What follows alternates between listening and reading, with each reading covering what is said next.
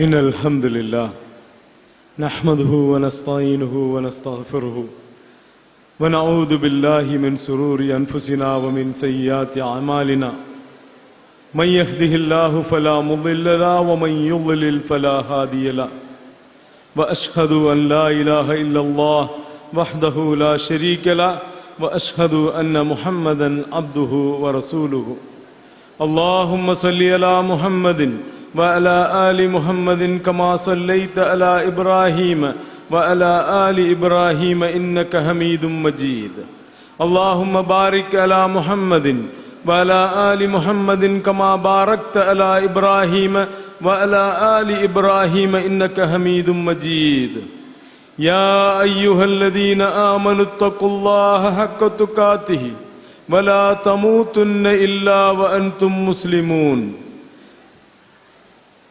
فإن خير الحديث كتاب الله وخير الهدي هدي محمد صلى الله عليه وسلم وشر الأمور محدثاتها وكل محدثة بدعة وكل بدعة ضلالة وكل ضلالة في النار. அளவற்ற அருளாளனும் நிகரற்ற பேரன்புடையவனுமாகிய எல்லாம் வல்ல ஏக இறைவன் அல்லாஹுவை போற்றி வணங்கி துதித்தவனாக எனது உரையை ஆரம்பம் செய்கின்றேன்.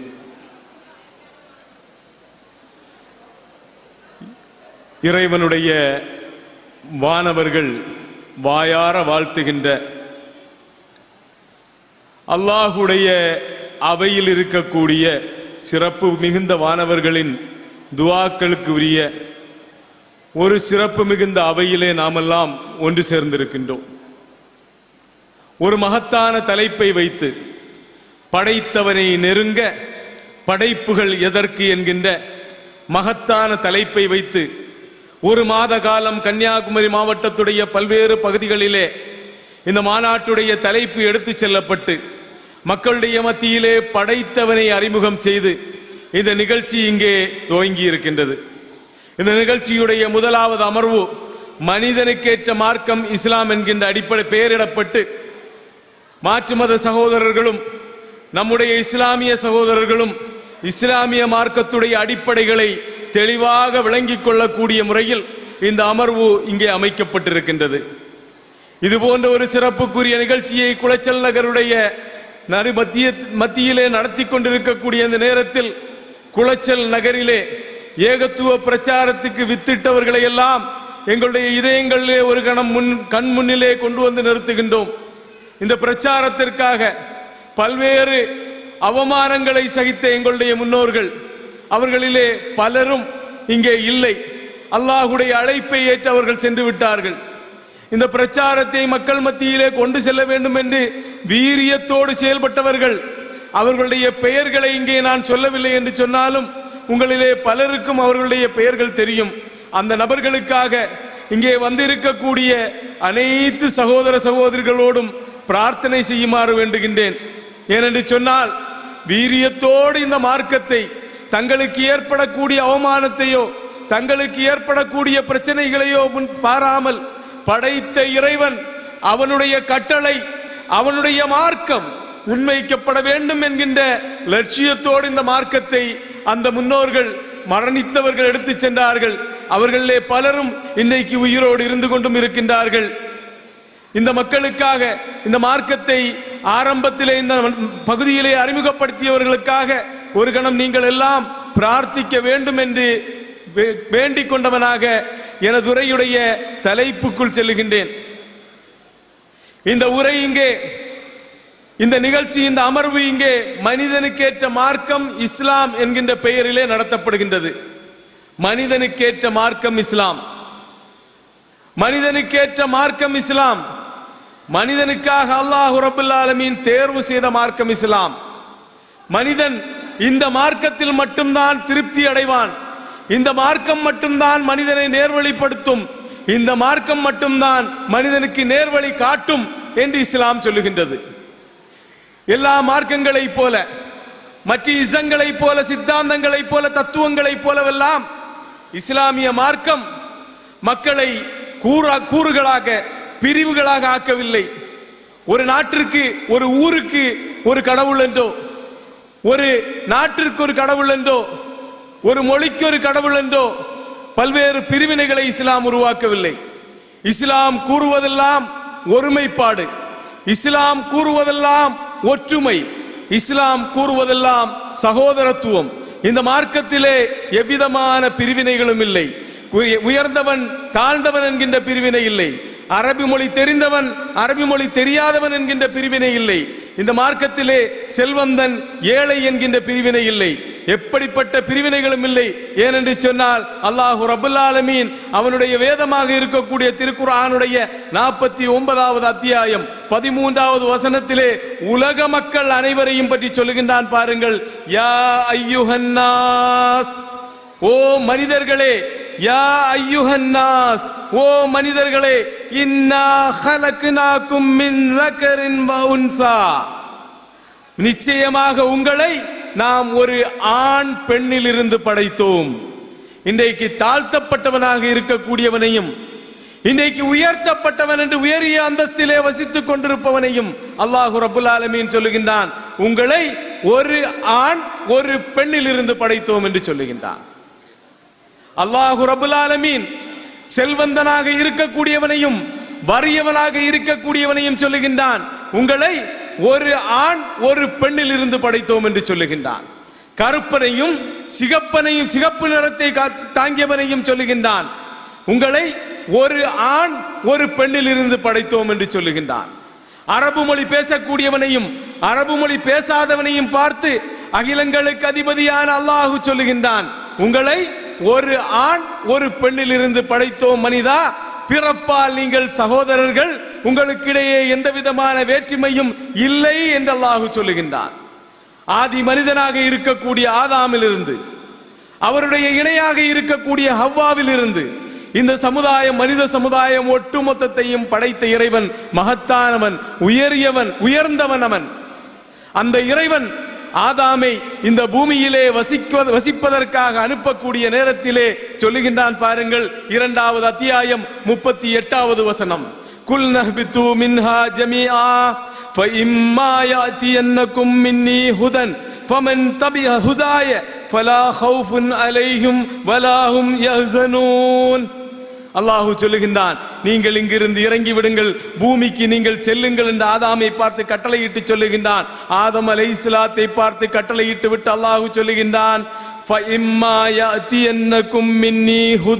என்னிடத்தில் இருந்து ஹுதா என்று சொல்லக்கூடிய அந்த நேர்வழியானது இறங்கக்கூடிய வரக்கூடிய நேரத்திலே, என்னிடத்தில் இருந்து ஹுதா என்று சொல்லக்கூடிய அந்த நேர்வழி இறங்கக்கூடிய நேரத்திலே, மனிதர்களே உங்களை நேர்வழிப்படுத்துவதற்காக, உங்களுக்கு வழிகாட்டுவதற்காக, உங்களுக்கு என்னுடைய மார்க்கத்தை வழிகாட்டுவதற்காக ஹுதா என்று சொல்லக்கூடிய அந்த நேர்வழியானது இறங்கக்கூடிய நேரத்தில் ஃபமன் தபிஹ ஹுதாய, யார் அந்த ஹுதா என்று சொல்லக்கூடிய அந்த நேர்வழியை பின்பற்றுகின்றார்களோ ஃபலா ஹௌஃபுன் அலைஹிம் வலா ஹும் யஹ்ஸனூன், அவர்களுக்கு எந்த விதமான பயமும் இல்லை, அவர்கள் துக்கப்படவும் மாட்டார்கள் என்று அல்லாஹ் சொல்லுகின்றான்.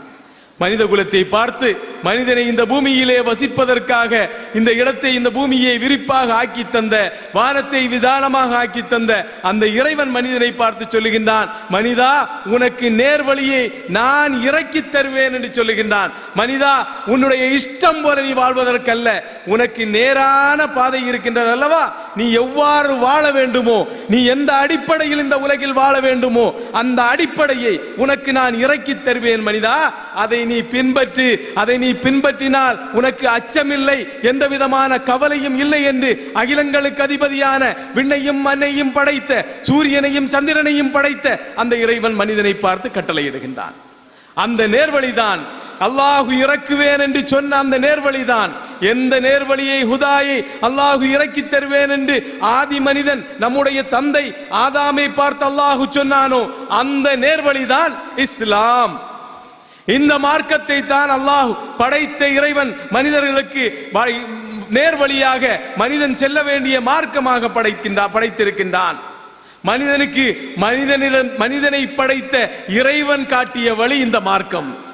ஒரு பொருளை நாம் வாங்குகின்றோம், ஒரு தொலைக்காட்சி பெட்டியை வாங்குகின்றோம், அந்த தொலைக்காட்சி பெட்டியை வாங்கக்கூடிய நேரத்தில் அதை எப்படி டியூன் செய்வது, அதை எப்படி உபயோகிப்பது, அதை எப்படி அதனுடைய முழுமையான பலனை நாம் கண்டுகொள்வது என்பதை பற்றிய மேனுவலை, யூசர் மேனுவலை அந்த தொலைக்காட்சியை உருவாக்கியவன் தானே தர முடியும். தொலைக்காட்சியை உருவாக்கியவன் ஒரு பொருளை இறக்கிவிட்டு யூசர் மேனுவலை இறக்கக்கூடியவன் வேற ஏதாவது ஒரு பொருளை படைத்தவனாக இருந்தாலோ அந்த தொலைக்காட்சியை நல்ல முறையிலே பயன்படுத்த முடியுமா? சிந்தித்து பார்க்க கடமைப்பட்டிருக்கின்றோம். படைத்த இறைவன் மனிதன் வாழ்வதற்குரிய யூசர் மேனுவலை, மனிதன் எப்படி தன்னுடைய வாழ்க்கையை அமைத்துக் கொள்ள வேண்டும் என்பதை, எந்தெந்த வழியிலே செல்ல வேண்டும் என்பதை படைத்த இறைவன் மனிதனுக்கு தெளிவுபடுத்துகின்றான். அதுதான் திருக்குர்ஆன் என்கின்ற வேதத்தின் மூலமாக, நேர்வழியின் மூலமாக, இறைவன் இறை தூதர்களின் மூலமாக இந்த மேனுவல், யூசர் மேனுவலை அனுப்பி தருகின்றான். அதனுடைய அடிப்படையிலே நீங்கள் உங்களுடைய வாழ்க்கையை அமைத்துக் கொண்டால் உங்களுக்கு எந்த விதமான கவலையும் இல்லை, நீங்கள் அச்சப்பட வேண்டிய தேவையும் இல்லை என்று அல்லாஹ் ரப்பல் ஆலமீன் சொல்லுகின்றான். திருக்குர்ஆனிலே அல்லாஹ் இந்த மார்க்கத்தை பற்றி, இந்த இஸ்லாத்தை பற்றி சொல்லுவதை பாருங்கள். இது இயற்கை மார்க்கம், இயற்கை மார்க்கம் என்று அல்லாஹ் சொல்லுகின்றான். மனிதா, உன்னை நான் எந்த மார்க்கத்தில் படைத்தேனோ அந்த இயற்கை மார்க்கம் என்று சொல்லுகின்றான். பாருங்கள், 30வது அத்தியாயம் 30வது வசனம், ஃபஅகிம் வஜ்ஹக லித்தீனி ஹனீஃபா. ஆகவே உம்முடைய முகத்தை இந்த மார்க்கத்தின்பால் முற்றிலுமாக திருப்பி நிலைநிறுத்துவீராக என்று அல்லாஹ் சொல்லிவிட்டு, ஃபித்ரத்தல்லாஹி அல்லதி ஃபதரன் நாஸ அலைஹா, அல்லாஹ் சொல்லுகின்றான், அல்லாஹ் மனிதர்களை எந்த மார்க்கத்தில் படைத்தானோ அந்த மார்க்கம், அதுதான் இயற்கை மார்க்கம் என்று அல்லாஹ் சொல்லுகின்றான். இயற்கை என்று சொன்னால் படைப்பிலே உள்ளது. இயற்கை என்று சொன்னால் படைப்பிலே உள்ளது, செயற்கை அல்ல, இயற்கை. ஒவ்வொரு மனிதர்களையும், மனிதர்களாக பிறந்த ஒவ்வொருவரையும், எல்லா மனிதர்களையும் அல்லாஹ் இயற்கை மார்க்கமாக இருக்கக்கூடிய இஸ்லாம் என்கின்ற இந்த மார்க்கத்தில் தான் படைத்தேன் என்று அல்லாஹ் ரப்பல் ஆலமீன் சொல்லுகின்றான். பாருங்கள், தொடர்ந்து அல்லாஹ் சொல்லுகின்றான், 3வது அத்தியாயம் 19வது வசனம், இன்னத்தீன இன்தல்லாஹில் இஸ்லாம். அல்லாஹ் சொல்லுகின்றான், இன்னத்தீன இன்தல்லாஹில் இஸ்லாம், நிச்சயமாக தீனுல் இஸ்லாம், இந்த இஸ்லாம் தான் அல்லாஹ்விடத்திலே ஒப்புக்கொள்ளப்பட்ட மார்க்கம் என்று அல்லாஹ் சொல்லுகின்றான். இந்த மார்க்கம் மட்டும்தான் அல்லாஹ்விடத்திலே ஒப்புக்கொள்ளப்பட்ட மார்க்கம். இதைத்தான் அல்லாஹ் அங்கீகரித்திருக்கின்றான். இதைத்தான் மனிதனை படைத்த இறைவன் மனிதனுக்குரிய மார்க்கமாக அங்கீகரித்திருக்கிறேன் என்று மனித குலத்தை பார்த்து சொல்லுகின்றான். சகோதரர்களே, இன்னும் பாருங்கள், 3வது அத்தியாயம் 85வது வசனத்திலே அல்லாஹ் சொல்லுகின்றான், வமன் யப்தகி கைரல் இஸ்லாமி தீனன் ஃபலன் யுக்பல் மின்ஹு வஹுவ ஃபில் ஆகிரத்தி மினல் ஹாசிரீன். இந்த இஸ்லாமிய மார்க்கத்தை தவிர, இந்த இஸ்லாத்தை தவிர, மனிதா, உன்னை எந்த மார்க்கத்தில் நான் படைத்தேனோ அந்த இயற்கை மார்க்கமாக இருக்கக்கூடிய இந்த இஸ்லாமிய மார்க்கத்தை தவிர வேறு ஏதாவது ஒரு மார்க்கத்தை யாராவது விரும்பினால், அதை ஏற்றுக்கொண்டால், இஸ்லாமிய மார்க்கத்தை தவிர வேறொரு மார்க்கத்தை நீங்கள் ஏற்றுக்கொள்வீர்கள் என்று சொன்னால் அதை நான் ஏற்றுக்கொள்ள மாட்டேன், அதை ஒப்புக்கொள்ள மாட்டேன் என்று அல்லாஹ் திட்டவட்டமாக தெரிவிக்கின்றான். 3வது அத்தியாயம் 85வது வசனம். அன்பிற்குரியவர்களே, இஸ்லாமிய மார்க்கத்துடைய அடிப்படை, இஸ்லாமிய மார்க்கத்துடைய அடிப்படைகளிலே முக்கியமான 3 செய்திகள். ஒன்று ஏகத்துவம், 2வது தூதுத்துவம், 3வது மறுமையை பற்றியுள்ள நம்பிக்கை. இது முக்கியமான அடிப்படைகள். இதனுடைய அடிப்படைகளிலே ஒரு சிறிதாவது வழி தவறி நாம் சென்று விட்டோம் என்று சொன்னால் மார்க்கத்திற்கு வெளியே சென்று விடக்கூடிய செய்திகள். ஒவ்வொரு மார்க்கமும் ஒரு கடவுள் கொள்கையை முன்வைப்பதை நாம் பார்க்கின்றோம்.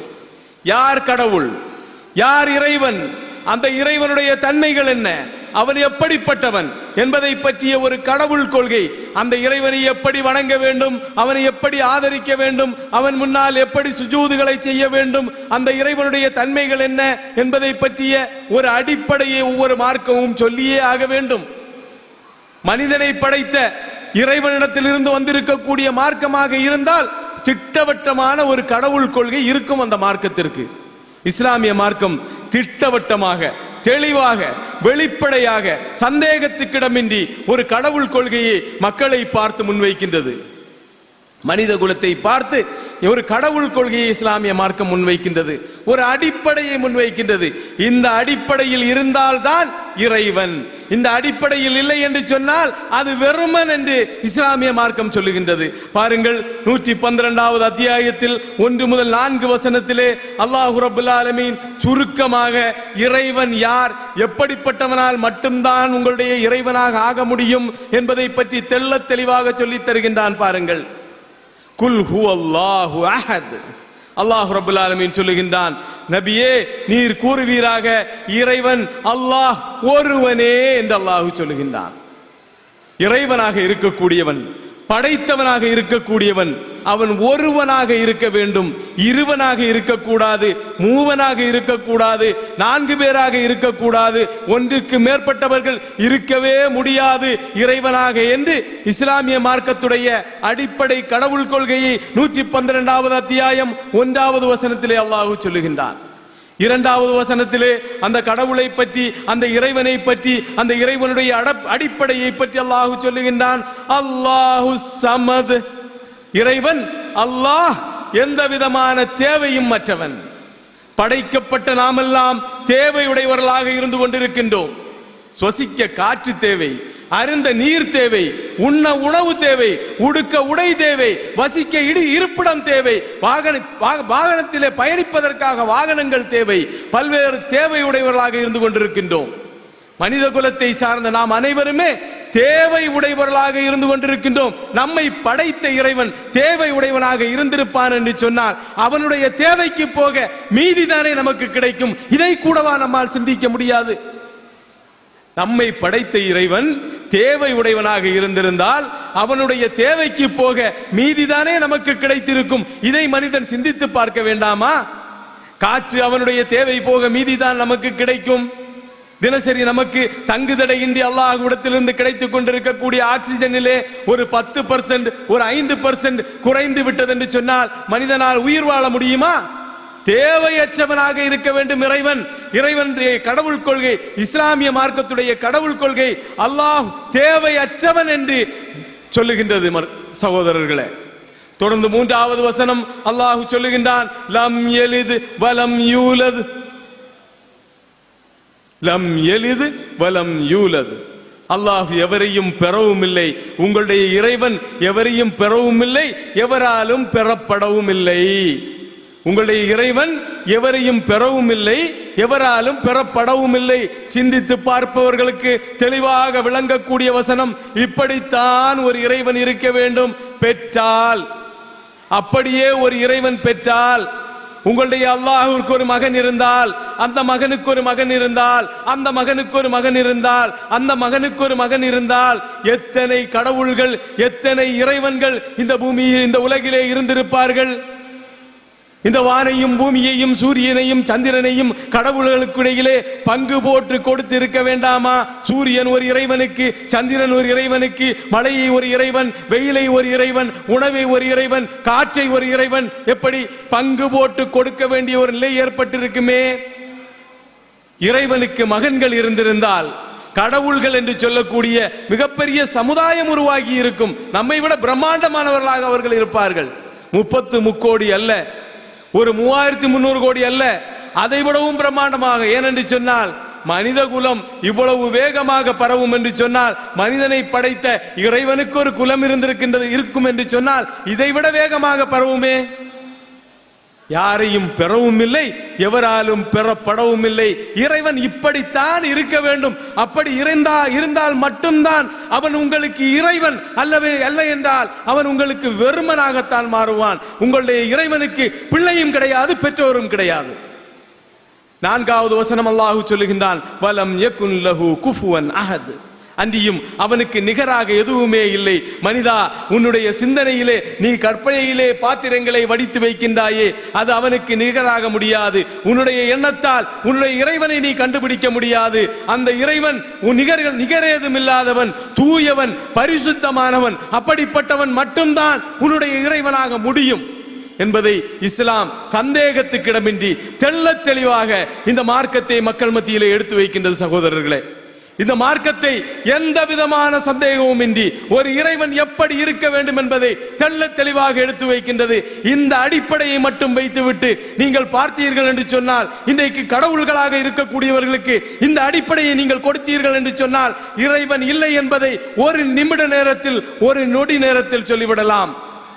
கோடானு கோடி மக்களுக்கு தீர்க்கதரிசியாக உயிரினும் மேலானவராக இருக்கக்கூடிய அண்ணலம் பெருமானார் ஸல்லல்லாஹு அலைஹி வஸல்லம் இந்த அடிப்படையை பார்க்கக்கூடிய நேரத்தில் எங்களுக்கு இறைவனாக முடியாது. அன்பிற்குரியவர்களே, அல்லாஹ்வுடைய இறைவனுடைய கடவுள் கொள்கை தெளிவாக சொல்லப்பட்டிருக்கின்றது. இந்த கடவுள் கொள்கை 1400 ஆண்டுகளுக்கு முன்னதாக வந்த ஒரு கடவுள் கொள்கை அல்ல. இந்த கடவுள் கொள்கை 1400 ஆண்டுகளுக்கு முன்னதாக இங்கே இறக்கி அருளப்பட்ட கடவுள் கொள்கை அல்ல. ஆதாமில் இருந்து முகம்மது வரை இவர்களுக்கு இடையில் வந்த எல்லா தீர்க்கதரிசிகளும் பிரச்சாரம் செய்த கடவுள் கொள்கை தான் இந்த கடவுள் கொள்கை. உபாகமத்துடைய 4வது வசனத்தை பாருங்கள். இஸ்ரவேலே கேள், நம்முடைய தேவனாகிய கர்த்தர் ஏக கர்த்தர். நம்முடைய தேவனாகிய கர்த்தர் ஏக கர்த்தர், இரண்டாவது கிடையாது, மூன்று கிடையாது என்று பைபிள் சொல்லுகின்றது. உபாகமத்திலே உன்னுடைய தேவனாகிய கர்த்தரிடம் உன்னுடைய முழு இருதயத்தோடும், உன்னுடைய முழு ஆத்துமாவோடும், உன்னுடைய முழு பலத்தோடும் அன்பு கூறுவாயாக என்று 5வது வசனத்திலே பைபிளிலே சொல்லப்படுகின்றது.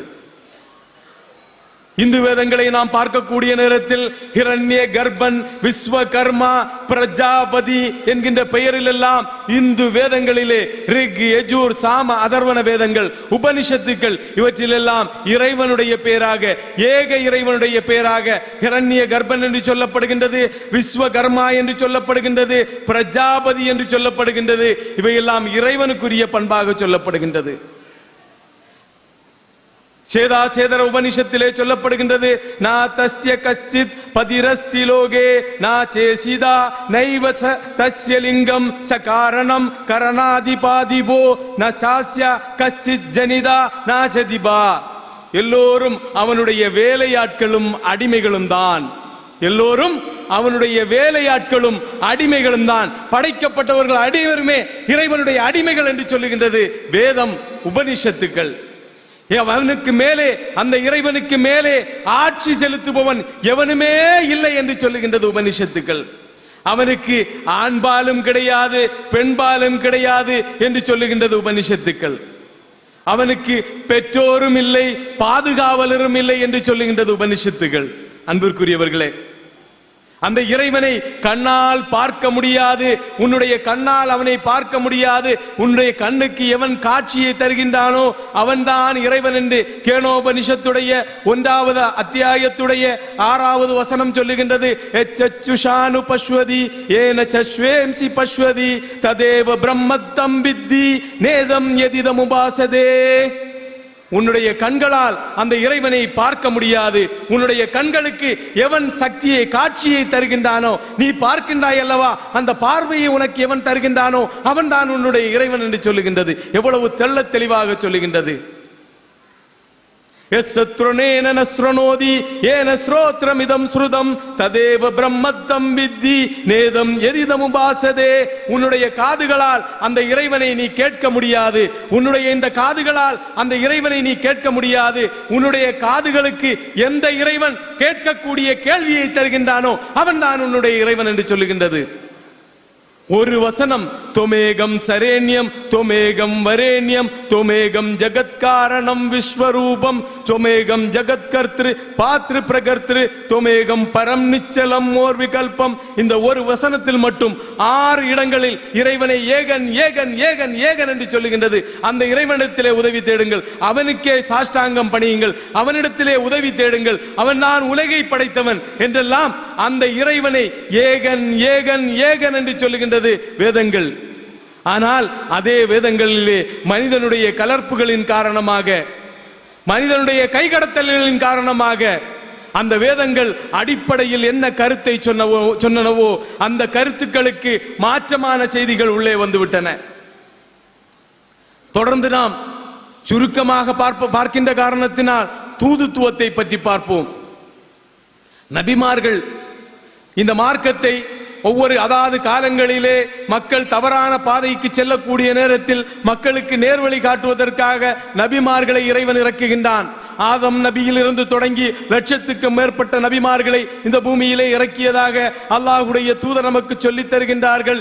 இறுதி நபியாக முஹம்மது ஸல்லல்லாஹு அலைஹி வஸல்லத்தை படைத்திருக்கின்றான். இந்த நபியை பற்றி, முஹம்மது ஸல்லல்லாஹு அலைஹி வஸல்லத்தை பற்றி எல்லா வேதங்களிலும் சொல்லப்பட்டிருக்கின்றன என்று அல்லாஹ் அவனுடைய வேதத்திலே சொல்லித் தருகின்றான். பவிஷ்ய புராணத்தை பார்க்கக்கூடிய நேரத்தில் ஏதஸ்மின் அந்தரே மிலே சாச்சாரியான சமன்யதா முஹம்மத இதிக்காத சிஷ்ய சாகா சமன்யதா நிருபஷேவ மகாதேவா மருஸ்தல நிவாசினம் என்று சொல்லப்படக்கூடிய அந்த வசனத்திலே சொல்லப்படுகின்றது. அந்நிய நாட்டிலிருந்து ஒரு ஆச்சாரியர் வருவார், அவருடைய பெயர் முஹம்மது, அவர் பாலைவனத்தை சேர்ந்தவராக இருப்பார் என்று தெள்ள தெளிவாக முஹம்மது ஸல்லல்லாஹு அலைஹி வஸல்லம் வருவார்கள். அவர் ஒரு தீர்க்கதரிசியாக இருப்பார், பாலைவனத்திலே வருவார் என்று அவருடைய வருகையை பற்றி தெள்ள தெளிவாக பவிஷ்ய புராணம் என்று சொல்லக்கூடிய இந்து மத வேதத்துடைய அந்த புராணங்களிலே ஒன்றாக இருக்கக்கூடிய அந்த புராணத்திலே சொல்லப்பட்டிருக்கின்றது. பைபிளிலே நாம் பார்க்கக்கூடிய நேரத்தில் ஈசா அலைஹிஸ்ஸலாம் யோவானுடைய அத்தியாயம் 14வது அத்தியாயம் 16வது வசனத்திலே சொல்லுகின்றார்கள், நான் பிதாவை வேண்டிக் கொள்வேன், அப்பொழுது என்றென்றும் உங்களுடனே இருக்கும்படியாக சத்திய ஆவியான வேறொரு தேற்றரவாளனை அவர் உங்களுக்கு தந்தருளுவார் என்று சொல்லப்படுகின்றது. நான் சென்றால் நான் இறைவனிடத்திலே வேண்டுவேன், எனக்கு பின்னால் உங்களுக்கு நேர்வழி காட்டக்கூடிய தேற்றரவாளனை அவன் இறக்கி தருவான், பிதா இறைவன் இறக்கி தருவான் என்று ஈசா அலைஹிஸ்ஸலாம் நபி முஹம்மது ஸல்லல்லாஹு அலைஹி வஸல்லம் அவர்களை பற்றி முன்னறிவிப்பு செய்திருக்கின்றார்கள். எசையாவுடைய புத்தகத்திலே தெள்ள தெளிவாக சொல்லப்படுகின்றது. பாருங்கள், 29வது அத்தியாயம் 12வது வசனத்திலே சொல்லப்படுகின்றது, வாசிக்க தெரியாதவனிடத்திலே புத்தகத்தை கொடுத்து இதை நீ வாசி என்று சொன்னால் அவன் எனக்கு வாசிக்க தெரியாது, ஓத தெரியாது. ஹிரா குகையிலே நபி ஸல்லல்லாஹு அலைஹி வஸல்லம் அவர்களுக்கு திருக்குர்ஆன் இறங்கப்படக்கூடிய நேரத்தில் அவர்களிடத்திலே வந்து ஓதுவீராக என்று சொன்னபோது எனக்கு ஓத தெரியாது என்று அல்லாஹ்வுடைய தூதர் சொன்னதை அப்படியே முன்னறிவிப்பாக எசையாவுடைய புத்தகத்திலே 29வது அத்தியாயம் 12வது வசனத்திலே தெள்ள தெளிவாக சொல்லப்பட்டிருக்கின்றது. சகோதரர்களே, மூன்றாவதாக நான் சொன்ன செய்தி சுருக்கமாக சொல்லிவிடுகின்றேன், நேரம் அதிகமாகிவிட்டது. மறுமையை பற்றிய நம்பிக்கை. ஒரு மனிதன் அவனுடைய நன்மை தீமைகளை அவன் ஒரு கட்டுப்பாட்டிற்குள் செய்ய வேண்டும் என்று சொன்னால் ஒரு நம்பிக்கை வேண்டும். அவன் எதற்காக அதை செய்ய வேண்டும்? இந்த உலகிலே அவனுக்கு செல்வங்கள் திறந்து காட்டப்படக்கூடிய நேரத்தில் அந்த செல்வங்களை அபகரிக்காமல் இருக்க வேண்டும் என்று சொன்னால் ஏன் அப்படி செய்ய வேண்டும்? அவனுக்கு வசதியான வாய்ப்புகள் கொடுக்கப்படக்கூடிய நேரத்தில் வேண்டாம் என்று சொல்வதற்கு காரணம் என்ன? சிந்தித்து பார்க்க கடமைப்பட்டிருக்கின்றோம். மறுமையுடைய நம்பிக்கை, மறுமையிலே சொர்க்கமும் நரகமும் இருக்கின்றது என்கின்ற நம்பிக்கை ஒவ்வொரு மனிதனும், ஒவ்வொரு வேதமும், ஒவ்வொரு தூதரும் சொன்ன செய்திதான் இந்த செய்தி. பகவத்கீதையிலே நாம் பார்க்கக்கூடிய நேரத்தில் கௌரவர்களை தாக்குவதற்கு என்னுடைய உறவினர்களை நான் எப்படி தாக்குவேன் என்று சொல்லி பகவான் ஸ்ரீகிருஷ்ணனுடைய அந்த வாகனத்திலே அமர்ந்து கொண்டு தன்னுடைய வில்லை அப்படியே கீழே போட்ட அர்ஜுனனை பார்த்து, அர்ஜுனா, இந்த போரிலே நீ வெற்றி கொண்டாலும் தோற்றாலும் சொர்க்கம் இருக்கின்றது அர்ஜுனா, சொர்க்கம் இருக்கின்றது அர்ஜுனா என்று பகவத்கீதையிலே சொல்லப்பட்ட அந்த மறுமை நம்பிக்கை திருக்குர்ஆன் தெள்ள தெளிவாக சொல்லுகின்றது. 22வது அத்தியாயம் 7வது வசனம், கியாம நாளுக்குரிய அந்த வேளை மறுமை நாள் நிச்சயமாக வரும், மறுமை நாள் நிச்சயமாக வரும், இதில் சந்தேகமே இல்லை. மண்ணறைகளில் இருப்போரை, மரணித்து மண்ணோடு மண்ணாகி போனவர்களை நிச்சயமாக அல்லாஹ் உயிர் கொடுத்து எழுப்புவான் என்று அந்த வேதம் சொல்லுகின்றது. அன்பிற்குரியவர்களே, இந்த செய்திகளை என்னுடைய மாற்று மத சகோதரர்கள் கேட்டுக்கொண்டிருக்கக்கூடியவர்கள் இருப்பார்கள் என்று சொன்னால் ஏன் இந்த செய்திகளை நாம் சொல்லுகின்றோம்? ஏன் இந்த செய்திகளை நாம் சொல்லுகின்றோம்? எதற்காக நாம் இந்த செய்திகளை சொல்ல வேண்டும்? 3வது அத்தியாயம் 110வது வசனம் ஒவ்வொரு முஸ்லிமையும் பார்த்து கட்டளையிடுகின்றது. குன்தும் கைர உம்மத்தின் உஹ்ரிஜத் லின்னாஸ் தஅமுரூன பில் மஅரூஃபி வ தன்ஹவுன அனில் முன்கர்.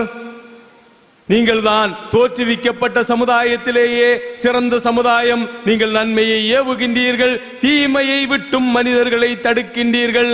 நன்மையை நாங்கள் ஏவுகின்றோம் சகோதரர்களே. நன்மையாக இருக்கக்கூடிய நன்மைகளில் சிறந்த மனிதன் கண்டுபிடித்ததில் அல்ல, மனிதனுக்கு நன்மையாக இருக்கக்கூடியவற்றில் எல்லாம் மிகச்சிறந்த நன்மை எது என்று கேட்டால், உங்களை படைத்த, உங்களுக்கு வாழ வசதியை ஏற்படுத்தி தந்த, எல்லா வசதிகளையும் நீங்கள் கேட்காமலேயே உங்களுக்கு செய்து தந்த அந்த படைத்த இறைவன் இருக்கின்றானே, அவரை அறிந்து கொள்வதுதான் நன்மைகளிலேயே மிகச் பெரிய நன்மை. அந்த நன்மையை செய்வதற்காக, உங்களை படைத்த இறைவனை அறிமுகப்படுத்துவதற்காக பிரிவினை இல்லை. எங்களை படைத்த இறைவனை நீங்கள் வணங்க வேண்டும் என்றல்ல, உங்களை படைத்த இறைவனை உங்களுக்கு அறிமுகம் செய்வதற்காகத்தான் இந்த நிகழ்ச்சி நடத்தப்படுகின்றது சகோதரர்களே. இந்த நிகழ்ச்சி நல்ல நோக்கத்தோடு நடத்தப்படுகின்றது. இந்த நிகழ்ச்சி நல்லெண்ணத்தோடு நடத்தப்படுகின்றது. ஒரு மருத்துவன் அறுவை சிகிச்சையை மேற்கொள்ளக்கூடிய நேரத்தில் நோயாளியோடு வெறுப்போடு அதை செய்வதில்லை, நோயாளியுடைய நன்மையை நாடித்தான் அவன் செய்து கொண்டிருக்கின்றான். அந்த அடிப்படையில் தான் இந்த நிகழ்ச்சியும் நடத்தப்படுகின்றது. நோயை தீர்க்க வேண்டும் என்று சொன்னால் சில நேரங்களில் அறுவை சிகிச்சை தேவைப்படும், அதைத்தான் செய்கின்றோம். அந்த செய்தியை உங்களுக்கு சொல்லுகின்றோம். அந்த செய்தியை ஏற்பதும் ஏற்காமல் இருப்பதும் இந்த மார்க்கத்தில் எந்த விதமான நிர்பந்தமும் இல்லை சகோதரர்களே. நீங்கள் ஏற்பதும் ஏற்காமல் இருப்பதும் உங்களுடைய விஷயம். எங்களுடைய விஷயம் உங்களுக்கு மார்க்கத்தை எத்தி வைப்பதுதான் என்கின்ற அடிப்படை செய்தியை உங்களுடைய மத்தியில் சொன்னவனாக, இறுதியாக மறுமை என்று ஒன்று இருக்கின்றது, சொர்க்கம் என்று ஒன்று இருக்கின்றது, நரகம் என்று ஒன்று இருக்கின்றது. கடோபனிஷத்துடைய வசனங்களை நீங்கள் இந்துக்களாக இருந்தால் ஓதிப்பாருங்கள். பைபிளிலே சொல்லப்பட்டிருக்கக்கூடிய மறுமை சம்பந்தமான வசனங்களை ஓதிப்பாருங்கள். மறுமை என்று ஒன்று இருக்கின்றது. அந்த மறுமையை நம்புபவர்களாக இருப்பீர்கள் என்று சொன்னால் உங்களுடைய இறைவனை நீங்கள் உணர்ந்து கொள்ளுங்கள். அப்படி உணர்ந்து கொண்டால் தான் உங்களுக்கு இந்த வாழ்க்கையிலே ஈடேற்றம் கிடைக்கும். இந்த வாழ்க்கையிலே உங்களுடைய ஈடேற்றத்திற்காக உங்களுடைய இறைவனை, உங்களை படைத்த இறைவனை நீங்கள் உணர்ந்து கொள்ளுங்கள் என்கின்ற அறைகூவலோடு என்னுடைய இந்த உரையை நிறைவு செய்கின்றேன். வாஹிரு தாவானா அனில் ஹம்துலில்லாஹி ரப்பில் ஆலமீன். அடுத்ததாக அறிவோம் அகிலத்தின் தூதரை என்கின்ற தலைப்பில் ஜம்மியத் அஹ்லுல் குர்ஆன் வல் ஹதீஸுடைய குமரி மாவட்ட தலைவர் எஸ் ஹாமீம் ஃபிர்தோசி அவர்கள் உரையாற்றுவார். அத்தியாயம் 19வது வசனம், இன்னத்தீன இன்தல்லாஹில் இஸ்லாம். அல்லாஹ் சொல்லுகின்றான், இன்னத்தீன இன்தல்லாஹில் இஸ்லாம். நிச்சயமாக தீனுல் இஸ்லாம், இந்த இஸ்லாம் தான் அல்லாஹ்விடத்திலே ஒப்புக்கொள்ளப்பட்ட மார்க்கம் என்று அல்லாஹ் சொல்லுகின்றான். இந்த மார்க்கம் மட்டும்தான் அல்லாஹ்விடத்திலே ஒப்புக்கொள்ளப்பட்ட மார்க்கம். இதைத்தான் அல்லாஹு அங்கீகரித்திருக்கின்றான்.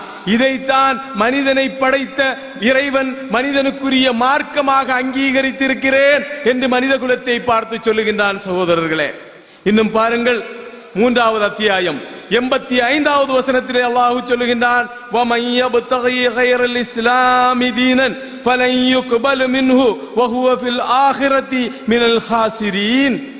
இந்த இஸ்லாமிய மார்க்கத்தை தவிர, இந்த இஸ்லாத்தை தவிர மனிதா, உன்னை எந்த மார்க்கத்தில் நான் படைத்தேனோ அந்த இயற்கை மார்க்கமாக இருக்கக்கூடிய இந்த இஸ்லாமிய மார்க்கத்தை தவிர வேறு ஏதாவது ஒரு மார்க்கத்தை யாராவது விரும்பினால், அதை ஏற்றுக்கொண்டால், இஸ்லாமிய மார்க்கத்தை தவிர வேறொரு மார்க்கத்தை நீங்கள் ஏற்றுக்கொள்வீர்கள் என்று சொன்னால் அதை நான் ஏற்றுக்கொள்ள மாட்டேன், அதை ஒப்புக்கொள்ள மாட்டேன் என்று அல்லாஹ் திட்டவட்டமாக தெரிவிக்கின்றான். 3வது அத்தியாயம் 85வது வசனம். அன்பிற்குரியவர்களே, இஸ்லாமிய மார்க்கத்துடைய அடிப்படை, இஸ்லாமிய மார்க்கத்துடைய அடிப்படைகளிலே முக்கியமான 3 செய்திகள். ஒன்று ஏகத்துவம், 2வது தூதுத்துவம், 3வது மறுமையை பற்றியுள்ள நம்பிக்கை. இது முக்கியமான அடிப்படைகள். இதனுடைய அடிப்படைகளிலே ஒரு சிறிதாவது வழி தவறி நாம் சென்று விட்டோம் என்று சொன்னால் மார்க்கத்திற்கு வெளியே சென்று விடக்கூடிய செய்திகள். ஒவ்வொரு மார்க்கமும் ஒரு கடவுள் கொள்கையை முன்வைப்பதை நாம் பார்க்கின்றோம். யார் கடவுள், யார் இறைவன், அந்த இறைவனுடைய தன்மைகள் என்ன, அவன் எப்படிப்பட்டவன் என்பதை பற்றிய ஒரு கடவுள் கொள்கை. அந்த இறைவனை எப்படி வணங்க வேண்டும், அவனை எப்படி ஆதரிக்க வேண்டும், அவன் முன்னால் எப்படி சுஜூதுகளை செய்ய வேண்டும், அந்த இறைவனுடைய தன்மைகள் என்ன என்பதை பற்றிய ஒரு அடிப்படையை ஒவ்வொரு மார்க்கமும் சொல்லியே ஆக வேண்டும். மனிதனை படைத்த இறைவனிடத்திலிருந்து வந்திருக்கக்கூடிய மார்க்கமாக இருந்தால் திட்டவட்டமான ஒரு கடவுள் கொள்கை இருக்கும் அந்த மார்க்கத்திற்கு. இஸ்லாமிய மார்க்கம் திட்டவட்டமாக, தெளிவாக, வெளிப்படையாக, சந்தேகத்துக்கிடமின்றி ஒரு கடவுள் கொள்கையை மக்களை பார்த்து முன்வைக்கின்றது. மனித குலத்தை பார்த்து ஒரு கடவுள் கொள்கையை இஸ்லாமிய மார்க்கம் முன்வைக்கின்றது, ஒரு அடிப்படையை முன்வைக்கின்றது.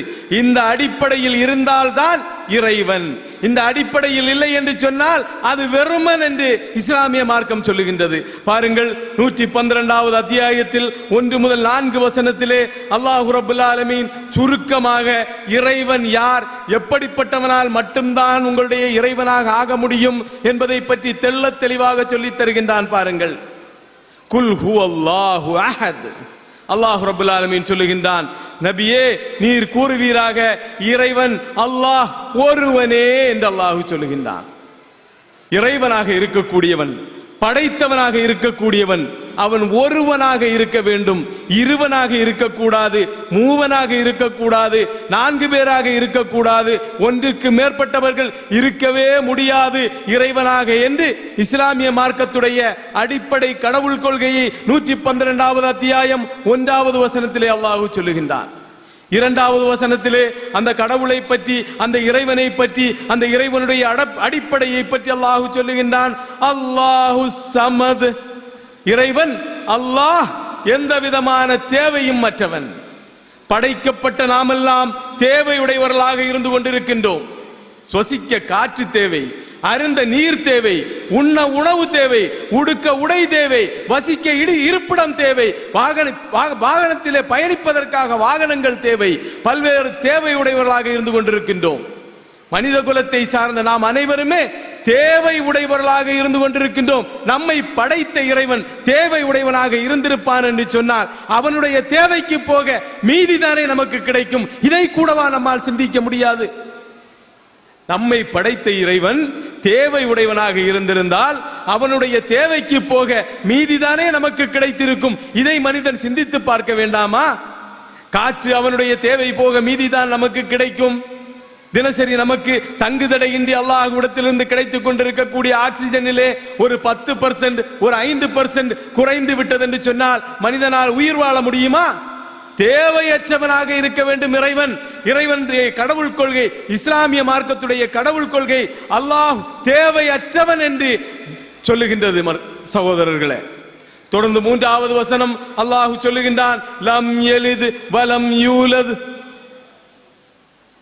லம் யலித் வலம் யூலத்.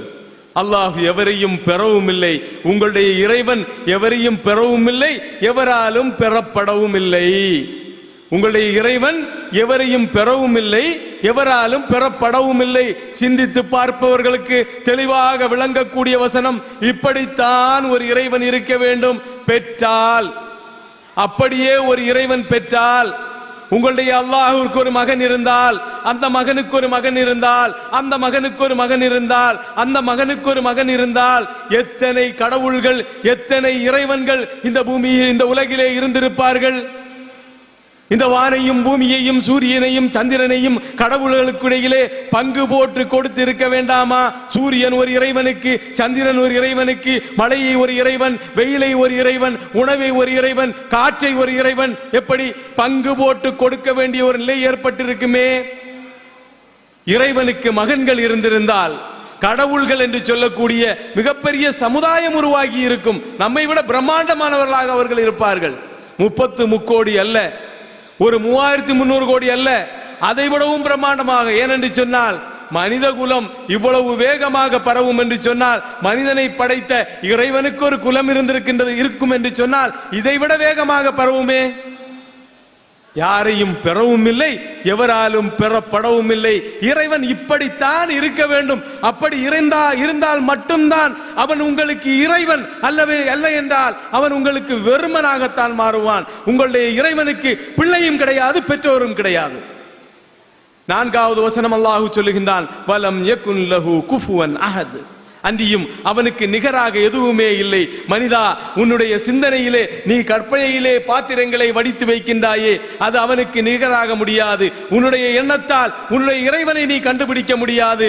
அந்த இறைவன் நிகரேதும் இல்லாதவன், தூயவன், பரிசுத்தமானவன். அப்படிப்பட்டவன் மட்டும்தான் உன்னுடைய இறைவனாக முடியும் என்பதை இஸ்லாம் சந்தேகத்துக்கிடமின்றி தெள்ளத் தெளிவாக இந்த மார்க்கத்தை மக்கள் மத்தியிலே எடுத்து வைக்கின்றது. சகோதரர்களே, இந்த மார்க்கத்தை எந்த விதமான சந்தேகமும் இன்றி ஒரு இறைவன் எப்படி இருக்க வேண்டும் என்பதை தெள்ளத் தெளிவாக எடுத்து வைக்கின்றது.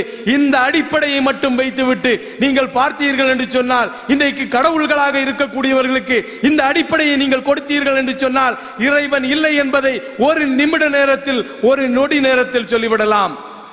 கோடானு கோடி மக்களுக்கு தீர்க்கதரிசியாக, உயிரினும் மேலானவராக இருக்கக்கூடிய அண்ணலம் பெருமானார் ஸல்லல்லாஹு அலைஹி வஸல்லம் இந்த அடிப்படையை பார்க்கக்கூடிய நேரத்தில் எங்களுக்கு இறைவனாக முடியாது. அன்பிற்குரியவர்களே, அல்லாஹ்வுடைய இறைவனுடைய கடவுள் கொள்கை தெளிவாக சொல்லப்பட்டிருக்கின்றது. இந்த கடவுள் கொள்கை 1400 ஆண்டுகளுக்கு முன்னதாக வந்த ஒரு கடவுள் கொள்கை அல்ல. இந்த கடவுள் கொள்கை 1400 ஆண்டுகளுக்கு முன்னதாக இங்கே இறக்கி அருளப்பட்ட கடவுள் கொள்கை அல்ல. ஆதாமில் இருந்து முகம்மது வரை இவர்களுக்கு இடையில் வந்த எல்லா தீர்க்கதரிசிகளும் பிரச்சாரம் செய்த கடவுள் கொள்கை தான் இந்த கடவுள் கொள்கை. உபாகமத்துடைய 4வது வசனத்தை பாருங்கள். இஸ்ரவேலே கேள், நம்முடைய தேவனாகிய கர்த்தர் ஏக கர்த்தர். நம்முடைய தேவனாகிய கர்த்தர் ஏக கர்த்தர், இரண்டாவது கிடையாது, மூன்று கிடையாது என்று பைபிள் சொல்லுகின்றது. உபாகமத்திலே உன்னுடைய தேவனாகிய கர்த்தரிடம் உன்னுடைய முழு இருதயத்தோடும், உன்னுடைய முழு ஆத்துமாவோடும், உன்னுடைய முழு பலத்தோடும் அன்பு கூறுவாயாக என்று 5வது வசனத்திலே பைபிளிலே சொல்லப்படுகின்றது.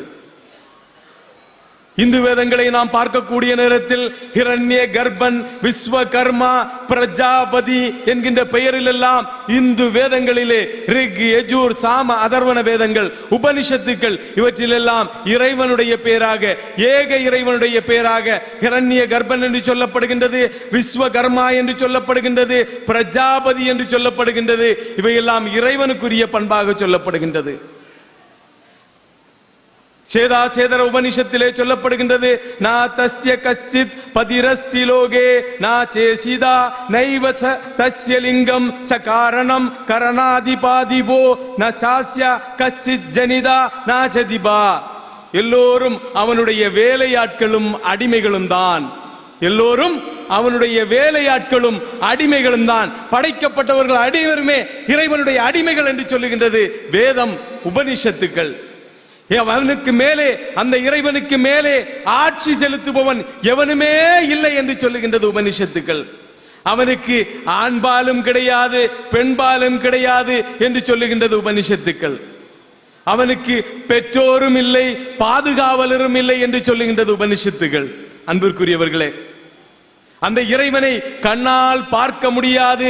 உன்னுடைய கண்ணால் அவனை பார்க்க முடியாது. உன்னுடைய கண்ணுக்கு எவன் காட்சியை தருகின்றானோ அவன்தான் இறைவன் என்று கேனோபனிஷத்துடைய 1வது அத்தியாயத்துடைய 6வது வசனம் சொல்லுகின்றது. எச்சச்சுஷானு பஷ்வதி ஏன சஸ்வேம்சி பஷ்வதி ததேவ பிரம்மத்தம் வித்தி நேதம் யதிதம் உபாசதே. உன்னுடைய கண்களால் அந்த இறைவனை பார்க்க முடியாது. உன்னுடைய கண்களுக்கு எவன் சக்தியை, காட்சியை தருகின்றானோ, நீ பார்க்கின்றாய் அல்லவா, அந்த பார்வையை உனக்கு எவன் தருகின்றானோ அவன் தான் உன்னுடைய இறைவன் என்று சொல்லுகின்றது. எவ்வளவு தெள்ளத் தெளிவாக சொல்லுகின்றது.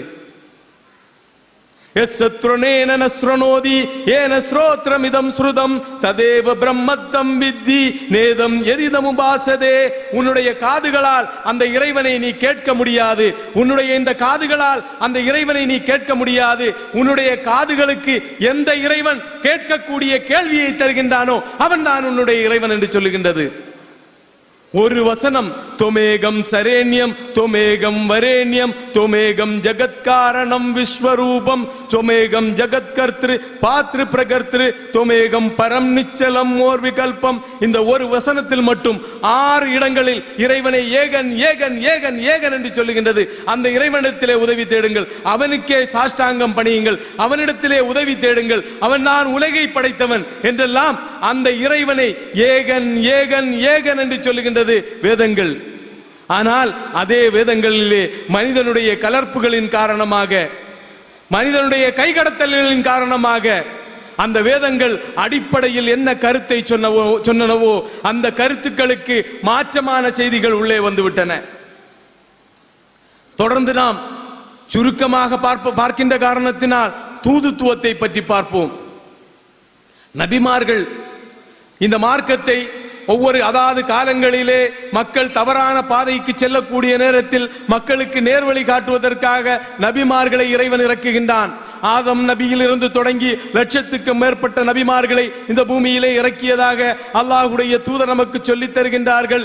இறுதி நபியாக முஹம்மது ஸல்லல்லாஹு அலைஹி வஸல்லத்தை படைத்திருக்கின்றான். இந்த நபியை பற்றி, முஹம்மது ஸல்லல்லாஹு அலைஹி வஸல்லத்தை பற்றி எல்லா வேதங்களிலும் சொல்லப்பட்டிருக்கின்றன என்று அல்லாஹ் அவனுடைய வேதத்திலே சொல்லித் தருகின்றான். பவிஷ்ய புராணத்தை பார்க்கக்கூடிய நேரத்தில் ஏதஸ்மின் அந்தரே மிலே சாச்சாரியான சமன்யதா முஹம்மதை இதிக்காத சிஷ்ய சாகா சமன்யதா நிருபஷேவ மகாதேவா மருஸ்தல நிவாசினம் என்று சொல்லப்படக்கூடிய அந்த வசனத்திலே சொல்லப்படுகின்றது.